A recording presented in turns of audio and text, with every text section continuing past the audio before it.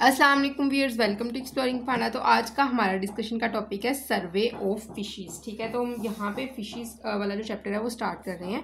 ठीक है, क्योंकि बीएससी और एमएससी ज़ूलॉजी का बहुत इंपॉर्टेंट टॉपिक है हमारे पास सर्वे ऑन फिशेस। ठीक है, तो अगर हम बात करें ना फिशेस के ऊपर सर्वे की, तो जो फिशेस की टैक्सोनॉमी है ना, इसके ऊपर बहस बहुत सालों से चलती आ रही है। ठीक है ना, और मॉडर्न जो क्लैरिस्टिक एनालिसिस है इस सर्वे का, इसके मुताबिक क्या होता है कि ये फिशेस जो है ये ग्रुप है वर्टिब्रेट का। ठीक है ना, तो इसके लिए दो जो है वो बेसिक हमारे पास क्लासिफिकेशन देखने को मिलती है। एक है ट्रेडिशनल क्लासिफिकेशन,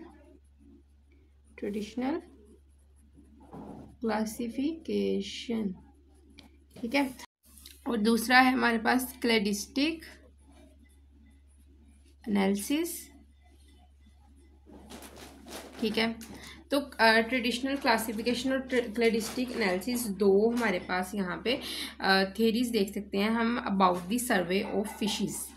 तो एक है ट्रेडिशनल क्लासिफिकेशन और एक है क्लैडिस्टिक एनालिसिस। ठीक है, तो अगर हम बात करें ना ट्रेडिशनल क्लासिफिकेशन की यहाँ पे, तो बेसिकली ट्रेडिशनल क्लासिफिकेशन जो फिशेस की होती है वो हमारे पास क्या है।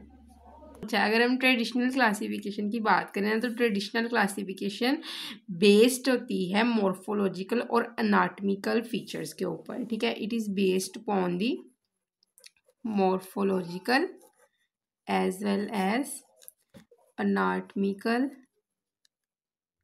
Features of fishes. ठीक है, तो अनाटमिकल और मॉर्फोलॉजिकल फीचर्स के ऊपर ये बेस्ड करती है। कौन कौन से फीचर्स के हो सकते हैं? स्केलेटन टाइप, जाज, स्केल या फिर गिल स्ट्रक्चर की बेस पे जो है इस तरह फिशेस को क्लासीफाई किया जाता है।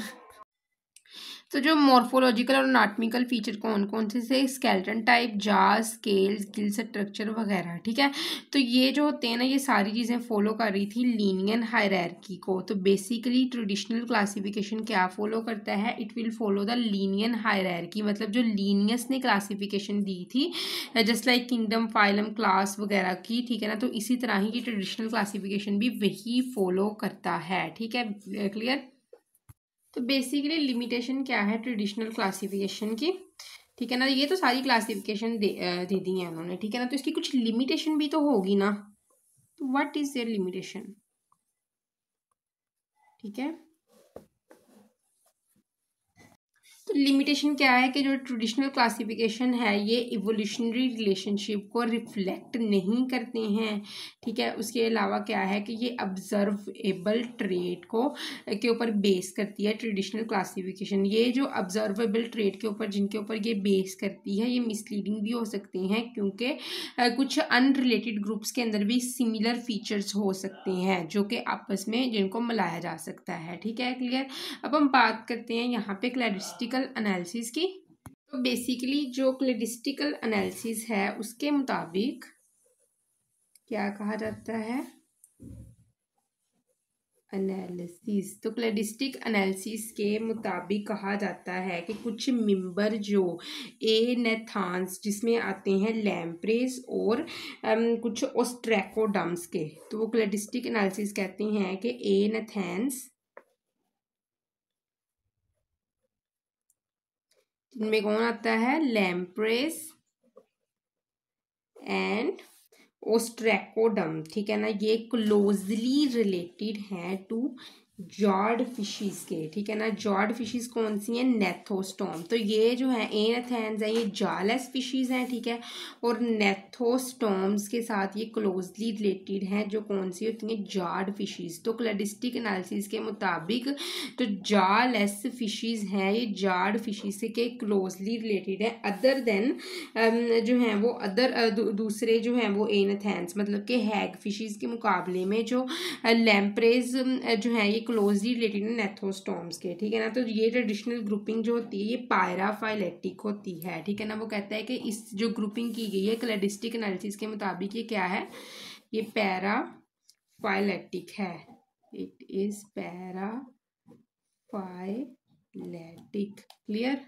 पैराफाइलेटिक का मतलब क्या है कि सेम स्पीशी है लेकिन कुछ बैरियर्स की वजह से सेपरेट है, मतलब ये दोनों ही सेम स्पीशी के मेंबर हैं लेकिन कुछ बैरियर्स आ गए थे इनमें जिनकी वजह से ये आपस से सेपरेट हो गए हैं, ठीक है ना। तो मोस्ट रिसर्चर्स ने इसको जो ये कम्बिनेशन था क्लैडिस्टिकल एनालिसिस का, इसको जो है रिजेक्ट कर दिया था, लेकिन टर्म्स जो होती हैं एनाथेंस और नेथोस्टॉर्म्स की, ये ज़ूलॉजिकल लिटरेचर में इनको एक ही समझा जाता है, ठीक है ना, एक ही माना जाता है क्योंकि इनमें बहुत ज़्यादा जो है वो एक दूसरे से काफ़ी ज़्यादा मिलती जुलती हैं, ठीक है ना, क्लोज रिलेशनशिप शो करती हैं, ठीक है ना, क्लोजली रिलेटेड होती हैं, ठीक है। इसीलिए इसको जो है मोस्टली नॉन टेक्सोनॉमिक ग्रुपिंग के तौर पर इस टेक्स्ट बुक में इसको पढ़ा जाता है, ठीक है ना। एक नॉन टेक्सोनॉमिक ग्रुपिंग की जाती है इनकी एनाथेंस की और नेथोस्टॉर्म्स की, ठीक है। तो इसकी थोड़ी डिटेल डिस्कशन हम यहाँ पे देखते हैं।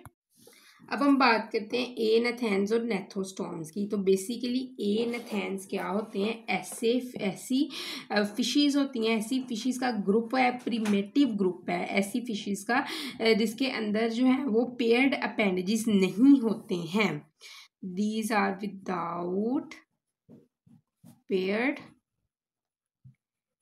अपेंडेजेस, ठीक है, इसमें किसी भी किस्म के पेयर्ड अपेंडेजेस देखने को नहीं मिलेंगे, क्लियर। और ना ही इनमें किसी भी किस्म के जाज होंगे, दे आल्सो लेक जाज, ठीक है। लेकिन अगर हम नेथोस्टॉर्म्स की बात करें तो नेथोस्टॉर्म के पास होते हैं paired appendages, possess paired appendages, इसमें पेयर्ड अपेंडेजेस होते हैं, ठीक है ना, पेयर्ड अपेंडेजेस होंगे इनमें, और इनमें हिंज्ड जाज होते हैं एंड हिंज्ड, एक मिनट, हिंज्ड जाज, ठीक है, they are without any paired appendages and the jaws, they are possess paired appendages and the jaws, ठीक है। तो एनाथेंस प्रिमिटिव ग्रुप होता है और इसका जो मोस्ट प्रिमिटिव ग्रुप है एनाथेंस का वो कौन सा है हमारे पास, ओस्ट्रैकोडम।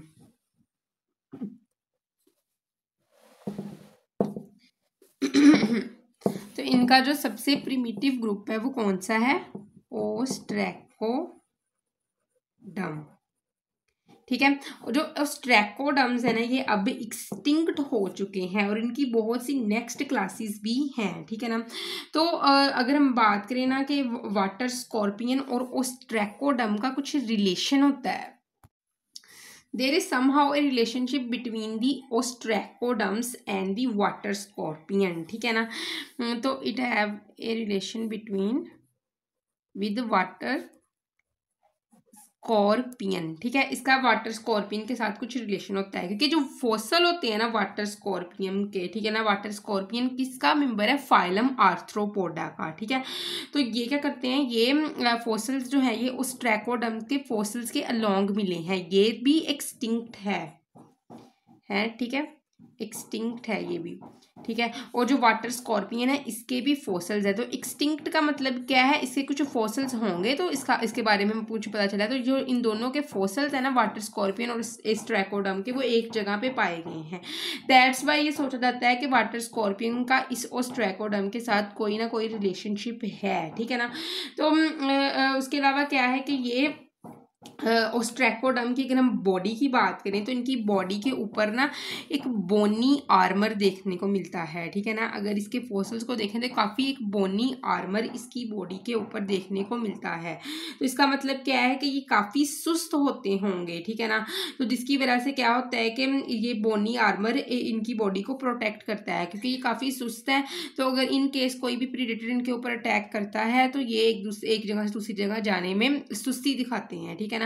तो इसको कंपनसेट करने के लिए इनकी बॉडी के ऊपर एक बोनी आर्मर होता है। इन केस इनके ऊपर कोई चीज़ अटैक कर भी देती है तो ये बोनी आर्मर इनको प्रोटेक्ट करता है, इनको कहीं भी उठकर हिलने फिरने की ज़रूरत नहीं पड़ती है, ठीक है। तो बेसिकली ओस्ट्रैकोडम एनाथेन है, ठीक है, क्लियर। उसके अलावा ओस्ट्रैकोडम क्या है, ये बॉटम डिवेलर है, इट इज बॉटम डिवेलर बॉटम डिवेलर का मतलब क्या है कि ये जो है वो खुदाई करके किसी जगह पर ज़ेर ज़मीन रहते हैं। तो आलमोस्ट ये जो है वो डिवेलिंग कर सकते हैं।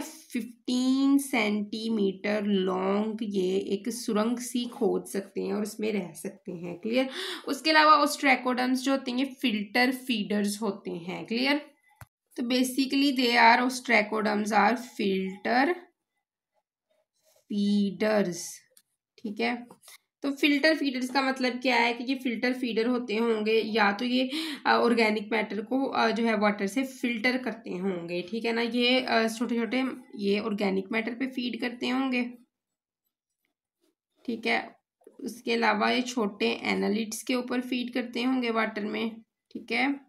उसके अलावा ये मडी क्रस्टेशियंस के ऊपर फीड करते होंगे वाटर में। काफ़ी मडी क्रस्टेशियंस के ऊपर, मडी सेडिमेंट्स के जो क्रस्टेशियंस के ऊपर फीड करते होंगे। ठीक है ना।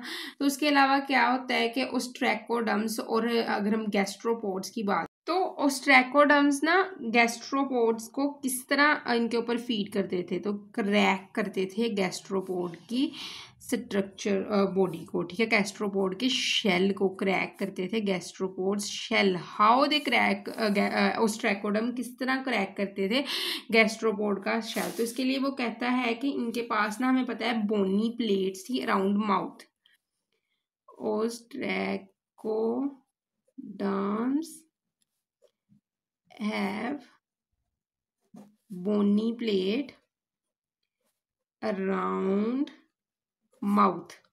और जो ये माउथ के इर्द गिर्द एक बोनी प्लेट है ना, ये जा की तरह एक्ट करती है इनके। जिस तरह हमारे जबड़े होते हैं, ये बोनी प्लेट जो इनके माउथ के इर्द गिर्द है वो भी इनके जबड़ों की तरह एक्ट करती है।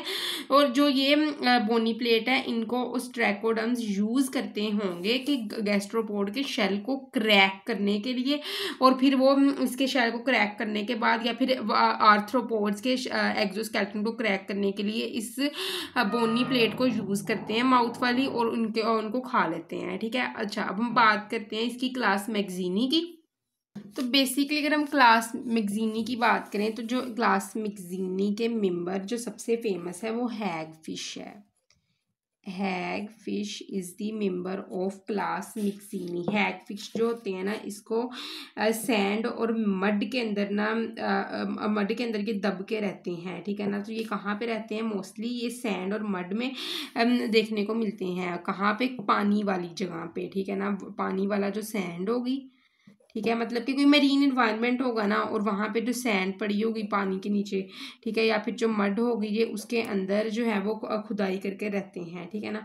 उसके अलावा क्या करते हैं ये, कि जो होते हैं ना, ये वहाँ पे फीड किस तरह करेंगे? They will feed on bodies जो है वो इनवर्टिब्रेट्स। ठीक है। ये इनवर्टिब्रेट्स के ऊपर यहाँ पे फीड करते हैं। इसके अलावा ये हैग फिशेस जो होते हैं, ये बॉटम लेयर पे जो डेड फिशेस होती हैं ना, उस पर भी फीड करते हैं। They will feed on the dead fishes in bottom layer. ठीक है। बॉटम लेयर में जो डेड फिशेस होंगी, ये उन पे भी फीड करेंगे। जब हैग फिशेस जो होते हैं ना, ये सूटेबल डेड फिश को देखते हैं, तो ये क्या करते हैं, ये उनके माउथ के जरिए उनकी बॉडी में इंटर हो जाते हैं डेड फिश की, और उसके बाद क्या करते हैं, ये उसके इंटरनल बॉडी कंटेंट को खाना शुरू कर देते हैं। बेसिकली क्या होता है, हैग फिश एक मरी हुई मछली को देखते हैं, ठीक है, उसके माउथ के जरिए उस मछली के पेट में चले जाते हैं, और अंदर जो है वो उसका जो इंटरनल कंटेंट है, इनर बॉडी कंटेंट है, उसको खाना शुरू कर देते हैं। ठीक है ना। उसके अलावा ये वो इसको फिश के ऑर्गन्स को, बॉडी पार्ट्स को इस हद तक खाते हैं कि जस्ट फिश की स्किन और बोन्स पीछे बाकी रह जाती हैं। ठीक है। और ये क्या करते हैं, ये फिश के तमाम ऑर्गन्स और मसल्स को खा लेते हैं, अदरवाइज बाकी सारे बोन्स और उसकी हड्डियां और जस्ट स्किन ही छोड़ते हैं, बाकी ये सारे पूरी फिश को खा जाते हैं। क्लियर। तो जो हैग फिशेस होते हैं ना, इनके बारे में ना, जो फिशरमैन होते हैं, ठीक है, इनको काफ़ी ज़्यादा मुहतात रहना पड़ता है, क्योंकि हैग फिशेस के एक हैबिट होती है, दे हैव हैबिट, एक बड़ी बुरी हैबिट होती है कि ये क्या करते हैं, ये जो मछली पकड़ने वाला कांटा होता है उसकी हुक होती है ना, उसको इनगल्फ कर लेते हैं, खा लेते हैं, और जो ये हुक होगी ये अपनी एनस के करीब ले जाके उसको लॉन्च करवा देते हैं, उसको वहाँ पे एनस वाले पोर्शन में अटका देते हैं। अब इनकी बॉडी है फिशेस की काफ़ी ज़्यादा स्लाइमी होती है, फिशरमैन इसको नहीं पकड़ पाता, जिसकी वजह से उसको एट द एंड इस हुक को काटना पड़ता है और नई हुक को वहाँ पे लगाना पड़ता है। तो वर्ड जो है ना, इसका मतलब होता है अगली, यानी कि बदसूरत। ये फिश की जो शक्ल है उसके हिसाब से इसको बदसूरत फिश कहा जाता है, ठीक है ना। अच्छा, क्लास मिक्जीनी का ये एक इम्पॉर्टेंट मेंबर है हैग फिश। तो क्लास मिक्जीनी के बाकी मेंबर्स के लिए एक ओवरऑल अगर हम करेक्टर देखें इस क्लास के, तो मैं थोड़ा सा वो डिस्क्राइब कर दूंगा आपको। बेसिकली क्या होता है कि क्लास मिक्जीनी के लिए दूसरे जो करेक्टर हैं, तो जो इनका माउथ होता है क्लास मिक्जीनी का हैज 4 पेयर ऑफ टेंटेकल्स, ठीक है। इसके माउथ के पास क्या होते हैं, 4 पेयर होते हैं टेंटेकल्स के बेसिकली, ठीक है। और इसके अलावा क्या होते हैं, क्लास मैगजीनी के जो मेंबर होते हैं इनकी बॉडी स्लाइमी होती है। जो वर्ड मैग्जा है ना, मैग्जा इस क्लास जो यहाँ पे हम यूज़ करते हैं मैगजीनी के लिए, मैग्जा इसका मतलब होता है स्लाइमी। जैसे हैग फिशेस की मैंने बात की तो कि इनकी बॉडी बहुत ज़्यादा स्लिपरी होती है, ठीक है। तो जो मैगजीनी क्लास के मेंबर्स हैं इनकी बॉडी स्लाइमी होती है, ठीक है। तो उसके अलावा क्या होता है कि किस तरह, क्योंकि इनके पास जो होते हैं ना ओल्फैक्टरी सैक्स होते हैं, ठीक है, जिन्होंने सिक्रिएशन करनी होती है काफ़ी, और ये ओल्फैक्टरी सैक कहाँ पे होंगे, माउथ कैविटी के करीब ओपन होते हैं, open to the mouth cavity, ठीक है। थर्ड बात वो कहता है कि इनके पास 5 to 15 pair of pharyngeal slits हैं, 5 to 15 pairs of pharyngeal slits, ठीक है। क्लियर, लगी समझ इसकी भी। क्लास सिफेलस स्पीडोमोर्फाई, ठीक है। तो ये भी एक फिशेस की क्लास है, ठीक है। तो अगर हम क्लास सिफेलो स्पीडोमोर्फाई की बात करें तो इनके पास क्या होते हैं, इनके पास एक फ्यूनल लाइक माउथ है, ठीक है ना। दे हैव सक्टोरियल, मतलब कि सक्शन करने वाला, ठीक है ना, सक्शन करने वाला इनके पास फ्यूनल लाइक माउथ होता है। They have सक्टोरियल funnel like mouth, जो कि क्या करता है, ये हर टाइम ये माउथ इनका ओपन रहता है, that remain open all time, ठीक है। हर टाइम इनका ये मुंह ओपन रहता है। इनके पास काफी ज्यादा कॉनिकल और पॉइंटी टीथ्स होते हैं, they have many conical and pointed teeth, ठीक है। काफ़ी कॉनिकल और पॉइंटेड टीथ इनके मुंह में देखने को मिलते हैं, ठीक है। उसके अलावा क्या होती है, जो इनकी टंग होती है ना वो काफ़ी ज़्यादा खुरचने वाली होती है, that's why we are calling it as a rasping. काफ़ी ज़्यादा खुरचने वाली टंग है इनकी, टंग होती है रास्पिंग टंग, ठीक है। तो इनकी रास्पिंग टंग होगी। और इसके अलावा इनके पास 7 पेयर्स होते हैं फ्रिंजियल स्लिट्स के, they have 7 pairs of pharyngeal, pharyngeal pharynx region में कट्स लगे होते हैं जिसको हम स्लिट्स का नाम देते हैं, pharyngeal slits, cuts in the pharynx region, ठीक है। और या फिर गिल्स वाले रीजन में ये थोड़ी सी जगह होती है, ठीक है। तो इनके पास कितने होते हैं, 7 पेयर होंगे जिनको फ्रिंजियल स्लिट्स या फिर 7 पेयर्स होते हैं कट्स के जिनको फ्रिंजियल स्लिट्स या फिर गिल स्लिट्स का नाम दिया जाता है। उसके अलावा क्लास फेलो स्पीडोमोर्फाई के मेंबर्स के पास ब्लाइंड एंडेड ओल्फैक्टरी सैक्स होते हैं। ब्लाइंड एंडेड का मतलब क्या है कि ये खुलते नहीं हैं, मतलब इस तरह आगे से बंद होते हैं, ब्लाइंड एंडेड ओल्फैक्टरी सैक्स, ठीक है। ब्लाइंड एंडेड ओल्फैक्टरी सैक्स इनके अंदर होते हैं। तो इसकी बेस्ट एग्जांपल है हमारे पास लैम्प्रेस,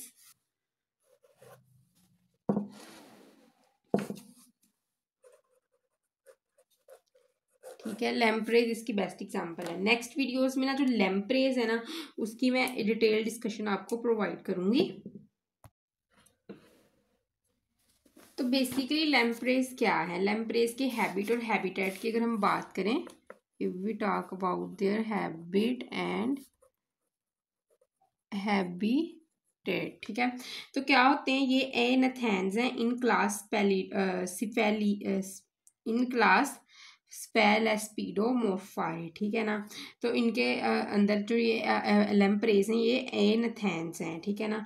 तो ये क्या करते हैं, ये कॉमन होते हैं मेरीन और फ्रेश वाटर इन्वायरमेंट में, ठीक है ना। They are found common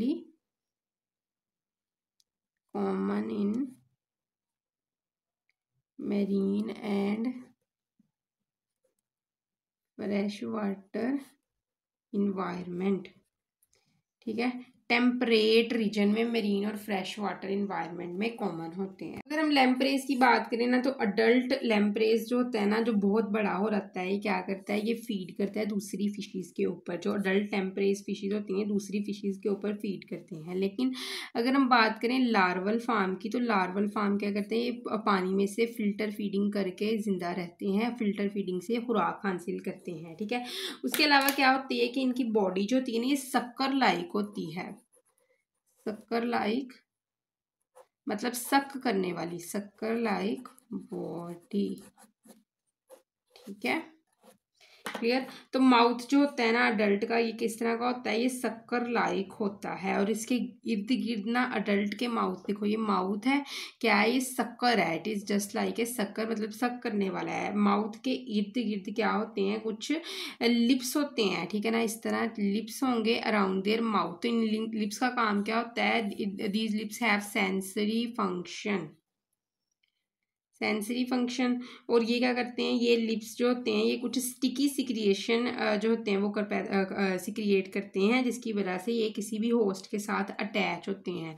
basically क्या है, माउथ शक्कर लाइक है, माउथ इनका शक्कर लाइक है, माउथ के इर्द गिर्द ये उभार से हैं जिसको लिप्स का नाम दिया रहता है। ये सेंसरी फंक्शन है। इन लिप्स ने क्या करना है, इन्होंने स्टिकी सिक्रिएशन जो है वो सिक्रिएट करनी है, जिसकी वजह से लैम्प्रेज किसी भी होस्ट के साथ अटैच होते हैं, ठीक है ना, क्लियर। अब हम बात करते हैं इनके epidermal origin of the teeth. हम बात करते हैं इनके अंदर एपिडर्मल टीथ की। तो न्यूमरस जो इनके अंदर एपिडर्मल टीथ होते हैं जो माउथ के इर्द गिर्द होते हैं, और ये क्या करते हैं, ये माउथ को कवर करते हैं, ठीक है। Epidermal teeth is present around the mouth and cover the movable tongue, movable tongue को ये कवर करते हैं, ठीक है। मूवेबल टंग को इसने कवर करना होता है, क्लियर। अच्छा, उसके बाद हम बात करते हैं इनके फीडिंग मेथड की, how they feed, we talk about their feeding method, clear. तो ये सक करती है ब्लड को, ठीक है ना। तो वहाँ से ब्लड सक करेगा। तो अडल्ट के पास एक एंटीकोगुलेंट प्रोटीन होती है। ये एंटीकोगुलेंट प्रोटीन ने क्या करना है, इसने बॉडी को प्री की बॉडी को क्या करना होता है, नंब कर देना होता है। इसके अलावा इसने खून को यहाँ पे जमने नहीं देना, ताकि लैम्प्रेज आसानी से यहाँ पे खून को पी सके, ठीक है। अच्छा, तो कुछ लैम्प्रेज होते हैं नॉन प्रीडेटरी भी होते हैं, ज़रूरी नहीं कि वो प्रीडेटर ही हों, ठीक है ना। तो उसके अलावा क्या होता है कि अगर हम बात करें कुछ लैम्प्रेज इनको कहा जाता है ब्रोक लैम्प्रेस, उनकी ब्रूक लैम्प्रेस, इनकी अगर हम बात करें कि ब्रूक लैम्प्रेस किस तरह के लैम्प्रेस होते हैं, तो बेसिकली जो मेंबर है जीनस लैम्पट्रा, ठीक है, जीनस पेट्रा के मेंबर्स होते हैं ब्रूक लैम्प्रेस, ठीक है। तो जो लार्वल स्टेज होती है ना इन ब्रूक लैम्प्रेस की, ये अबाउट 3 ईयर्स तक रहती है। Larval stage of the brook lampreys last about 3 years. Adult जो होते हैं ना ये फीड नहीं करते हैं, या ठीक है ना, अडल्ट ने फीड नहीं करना होता और ना ही इन्होंने स्ट्रीम को छोड़ना होता है, ठीक है ना। तो इन्होंने क्या करना होता है कि इन्होंने जैसे ही अडल्ट के लार्वल स्टेज ने पहले जो है वो 3 साल तक जिंदा रहना है, ठीक है। उसके बाद अडल्ट होते ही इन्होंने क्या करनी है, पहले इन्होंने मेटामॉर्फोसिस की, अडल्ट हुए, अडल्ट होते ही इन्होंने क्या कर देनी है, रिप्रोडक्शन कर देनी है। और कोई भी चीज़ खानी पीनी नहीं है, जस्ट ऐसे ही मर जाना है रिप्रोड्यूस करने के बाद, ठीक है। मतलब कि इनके अंदर जो है अडल्ट के अंदर जस्ट जो एक मकसद था ना वो रिप्रोडक्शन का ही था, और रिप्रोडक्शन के बाद इनकी डेथ हो रही है, ठीक है। अब हम बात करते हैं थोड़ी सी इनके लाइफ साइकिल और रिप्रोडक्शन की। तो बेसिकली इसमें क्या होता है, जो अडल्ट लैम्प्रेज होते हैं ना ये ओशंस में रहते हैं, ठीक है, ओशंस वगैरह में, या फिर ग्रेट लेक्स, बड़ी बड़ी नदियों में, ठीक है ना, वहाँ पे ही रहते हैं, ठीक है ना। तो क्या करते हैं ये अपनी ज़िंदगी के आखिरी हिस्से में क्या करेंगे, ये बहुत ज़्यादा 100 ऑफ माइल्स ये क्या करेंगे, ये सफ़र करेंगे, ठीक है। और क्या करेंगे, ये फ्रेश वाटर में चले जाएंगे, ठीक है ना। तो near the end of their life they migrated toward the fresh water, ठीक है। 100 ऑफ मील्स का ये सफ़र तय करते हैं और फ्रेश वाटर में जाते हैं। फ्रेश वाटर में इन्होंने सब ने इकट्ठे होना होता है, अडल्ट्स ने, ठीक है ना। और जैसे ही अडल्ट्स ने यहाँ इकट्ठे होना है तो इस प्रोसेस को, जिसमें रिप्रोडक्टिव पर्पसेस के लिए अडल्ट इकट्ठे होते हैं, इसको हम स्पॉनिंग कहते हैं, ठीक है। तो इन्होंने यहाँ पे स्पॉनिंग करनी होती है, ठीक है, क्लियर। और यहाँ पे क्या प्रोड्यूस करने होते हैं, एग्स प्रोड्यूस करने होते हैं, ठीक है ना, क्लियर। बेसिकली होता क्या है कि ये मेरीन इन्वायरमेंट से, ओशन से अब गए हैं फ्रेश वाटर में 100 ऑफ माइल्स जो है सफ़र तय करके, ठीक है। तो यहाँ पे पहुँचते ही फ्रेश वाटर ने यहाँ पे क्या करनी होती है, एक साइट होती है जिसको कहा जाता है फ्रेश वाटर में स्पॉनिंग साइट, स्पॉनिंग साइट कहा जाता है। तो स्पॉनिंग साइट में क्या होता है, एक लेस शैलो वाटर यहाँ पे मौजूद होता है इस स्पॉनिंग साइट में। अब इस स्पॉनिंग साइट पे लैम्प्रेज ने मिलके नेस्ट बनाना होता है, एक छोटी सी डिप्रेशन होती है सबस्ट्रेट में, फ्रेश वाटर की सबस्ट्रेट में, ठीक है। तो जैसे ही ये क्या नेस्ट बन जाता है कि फीमेल ने क्या करना होता है, एक स्टोन के साथ खुद को अटैच करना होता है अपने माउथ की हेल्प से, ठीक है। और जैसे ही, और मेल ने क्या करना होता है, मेल ने फीमेल की बॉडी के साथ अटैच करना होता है और फीमेल की बॉडी के इर्द गिर्द क्या कर देना होता है, जो है वो रैप कर जाना होता है, ठीक है। स्पॉनिंग साइट पे पहुंचे, वहां पे पहुंचने के बाद इन्होंने एक शैलो साइट क्रिएट की, ठीक है, गड़े से खोदे, ठीक है। उसमें खोदने के बाद अब करीब किसी स्टोन के साथ फीमेल अटैच हुई, ठीक है। फीमेल की बॉडी के साथ मेल आके रैप कर गया, ठीक है। मेल इसकी बॉडी के साथ रैप किया। अब होगी यहाँ पे एग्स को शेड करवाया जाना है स्मॉल बैचेस की फॉर्म में। तो यहाँ पे क्या हुआ, एग्स शेड करवा दिए गए हैं, ठीक है, सीवरल ऑर्ड्स के बाद। और क्या होगी, इधर से एग्स शेड हुए, उधर से मेल्स ने स्पर्म दिए, ठीक है। अब यहाँ पे होगी फर्टिलाइजेशन। फर्टिलाइजेशन क्या थी, एक्सटर्नल थी, ठीक है। और जो एग्स थे यहाँ पे फर्टिलाइज्ड एग्स, उनको सैंड के साथ कवर कर दिया जाता है, ठीक है। एग जो होते हैं ये हैच करते हैं 3 वीक्स में, और यहाँ पे लार्वा रिलीज होता है, ठीक है।